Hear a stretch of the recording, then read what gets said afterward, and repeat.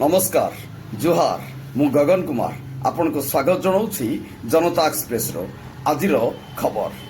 खैरा सरकारी UP school रे वार्षिक उत्सव आम संस्कृति आम खेलना।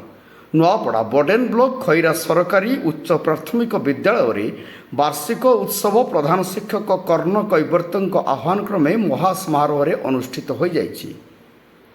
एथिरे श्री कर्ण कैवर्तन सभापतित्व रे बडेन ब्लॉक उपाध्यक्षा संगीता माझी, सम्मानित अतिथि भाव सरपंच कैलाश दल, मुख्य वक्ता भुवनेश्वर राउत, सम्मानित अतिथि भाव मझिया माझी, समाजसेवी मदन मोहन प्रधानी, सांबादिक तथा विशिष्ट गायक जगतराम दंडसेना, गिरिधारी दल, डंबुरुधर माझी, मंगल सिंह माझी, महादेव दुरिया, जगन्नाथ दंडसेना, पुरांदर माझी, शिक्षक मानक मध्य वरिष्ठ शिक्षक वैद दल, डंबुरुधर माझी, क्षीरसिंधु माझी, कमला दुरिया, श्रीमती हिंगुला माझी, कमल सिंह माझी, मुकेश कुमार नायक, सहयोगी हितेश माझी, विद्यालय परिचालना कमिटी महेंद्र बाग, दशमी माझी, रवींद्र दल, भजराज जानी प्रमुख उपस्थित थाई कृति छात्र छात्री मानक संबर्धना करथिले।